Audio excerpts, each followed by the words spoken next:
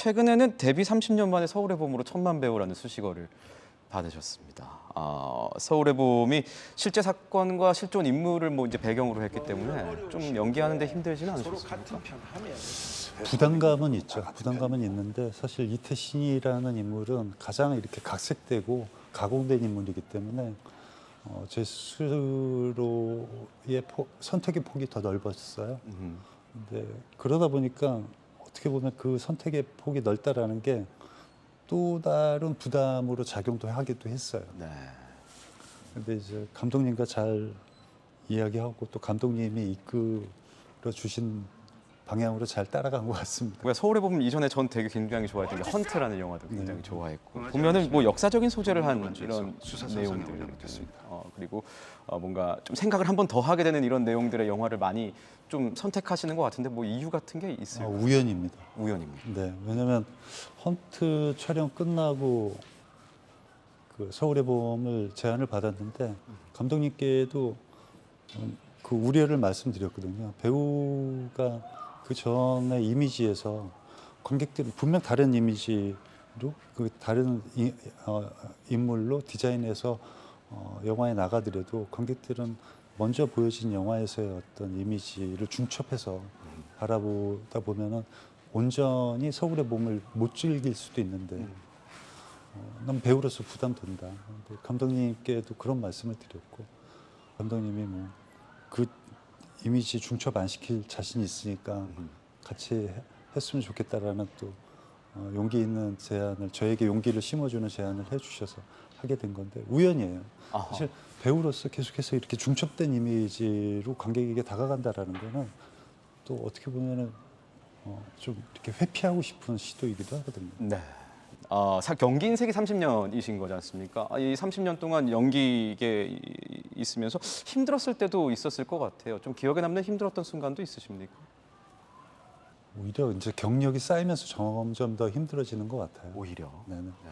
처음 시작할 때는 아무것도 없는 나라는 사람을 그리고 어떤 이미지가 형성돼 있지 않은 그냥 신선함으로 다가가는 거잖아요.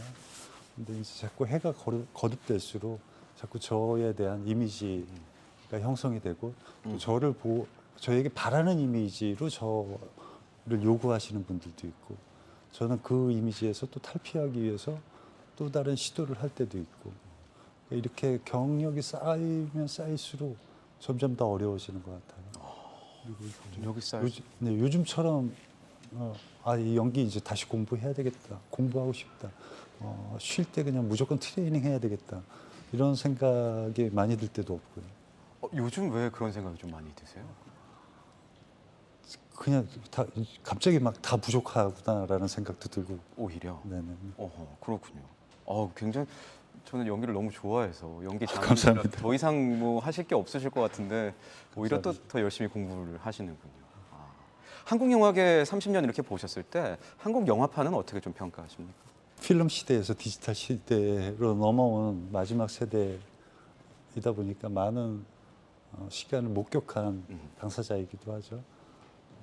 굉장히 잘 발전돼 온 것 같아요. 네. 특히 기술 스태프들의 역량은 이제 세계 최고의 수준이고 그리고 또 세계 최고의 감독들도 나왔고 근데 사실 이제 그 내부에서의 어떤 또 고민들은 있거든요. 이게 이제 산업화가 갖고 있는 양가적인 또 이제 특성도 있으니까 그러니까 산업화로 인해서 발전된 것도 있는데 산업화를 쫓다 보니까 흥행 요소, 흥행 코드만을 담는 영화를 만들려고 하다 보면은 영화들이 다 비슷해지고 흥행을 향해서만 가는 네. 영화들. 그러다 보니까 약간 그런 것들을 스스로가 영화계 내에서 스스로가 견지하면서 좀 영악한 방식으로의 발전을 모색해야 되는데 아무래도 이제 어떤 산업이 일어날 때는 이렇게 쏠림 현상이 어떤 산업이든지 있으니까 네.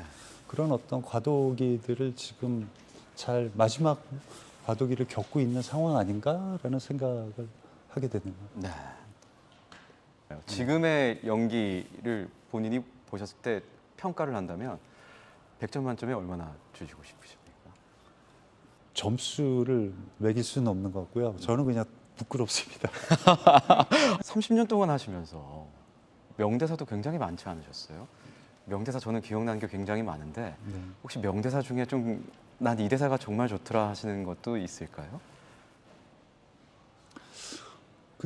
너무 운 좋게 이제 초기 작품에 이제 나레이션 나에겐 꿈이 없었다. 를 많은 분들이 기억해 주시고 좋아해 주셨고 어떻게 보면 그게 이제 그 시대의 청춘의 어떤 자화상이 그 나레이션에 담긴 거 아닌가라는 생각도 들고 내 머릿속의 지우개에서 뭐 이거 마시면 나랑 사귀는 거다. 이거 마시면 우리 사귀는 거다. 그거는 그 유행 대사가 될지도 몰랐어요. 아, 솔직히 모르셨습니까? 네, 이게 왜 유행어가 됐지라는 생각이 들 정도로 아하. 그 이후에 뭐 역사대로 흘러가를가 뭐 이런 것도 있었던 것 같고 대한민국 육군은 다 같은 편입니다. 이게 이제 이태신 많은 분들이 또 그 대사를 좋아해 주시는 거고 대한민국 육군은 다 같은 편입니다. 너무 감명 깊게 봤습니다. 전부 다. 전 진짜 많이 좋아했습니다. 똥개도 너무 좋아했습니다. 제가 똥개 생각하면은 이게 굉장히 그 똥개의 철민이를 생각하면 이렇게 소풍 다녀온 기분이거든요. 그때 이제 비트라는 이제 막 정우성에게 청춘의 아이콘이라는 아주 거대한 이 수식어를 씌워놓고 옴짝달싹 못하게 하려고 하는 거예요, 저를. 근데 저는 이제 그걸 탈피하고 싶어서 과감하게 시도했는데 저는 그 작품을 통해서 어떻게 보면은 그 아버지라는 존재와의 관계에서의 어떤 경험하지 못했던 어떤 부재된 감정 이런 것들을 대리만족할 수도 있었고 또 치열하게 또 촬영도 했고 최근에는 중남미 지역의 난민들을 만나고 오셨습니다. 그냥 중남미 지역하면 뭐 반군들이나 지역 정세가 되게 불안정하다 이런 얘기는 들었지만 난민들이 많을 거라고는 생각을 못했는데 현지 상황은 어떻습니까? 강제 실향민들이 굉장히 많다면서요. 중남미의 지금 보호 대상자가 2,140만 명이고요. 베네수엘라에서 발생한 난민과 강제 실향민 수가 770만 명이고요. 이 770만 명 중에서 84%가 이제 중남미에 머물고 있고요. 그리고 또 콜롬비아 내에서 이제 보호받고 있는 베네수엘라 난민들이 290만 명이고요. 그렇게나 많습니까? 네. 그리고 페루에서 150만 명 보호받고 있고 에콰도르는 47만 명 정도의 이제 베네수엘라 난민들이 보호를 받고 있고요. 제가 이제 다녀온 곳은 이제 콜롬비아와 에콰도르를 6일 동안 방문해서 이제 그리고 유엔 난민기구와 그곳 NGO 그리고 또 코이카 삶에 어떤 도움을 주고 있는지 또 목격을 할 수 있었고요. 중남미 난민들의 지금 실상은 좀 어떻습니까? 뭐 기억에 남는 좀 실향민이라던가 난민 뭐 누구 있을까요? 사실은 모든 난민의 사연이 다 각자가 다르고 굉장히 인상적이기 때문에 어떤 누군가의 사연이 더 특별하다라고 얘기할 수는 없어요. 그들 모두 한 사람 한 사람의 사연이 모두 특별하고 가슴 아프기 때문에요.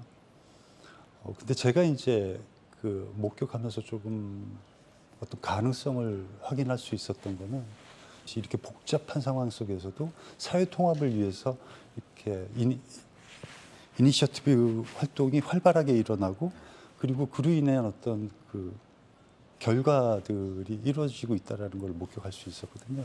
그러니까 보고타 같은 경우에는 이제 라 로리타라는 그 드라이빙 투게더라는 그 이니셔티브가 있는데 네. 그 난민 여성들. 그러니까 사실 난민 중에서도 여성들이 또 취약하잖아요. 더. 그러니까 난민들 하면은 여성과 아이들이 굉장히 취약한 계층. 콜롬비아에서 290만 명의 보호 대상자가 있는데 그 중에 55%가 아동이고 51%가 여성이거든요. 근데 이제 그들에게는 아무래도 이제 또 취업에 있어서의 더 어려움도 있잖아요. 이 드라이빙 투게더라는 이니셔티브를 통해서 그 여성을 우대하는 이제 취업 우대의 기회를 이제 제공하는 그런 이니셔티브를 통해서 실질적으로 거기에서 면허증을 취득하고 버스 운전 자격을 취득하고 연수를 받고 활동하고 있는 한 45명의 어떤 그 베네수엘라 출신의 난민 여성분들의 이야기도 들을 수 있었고요.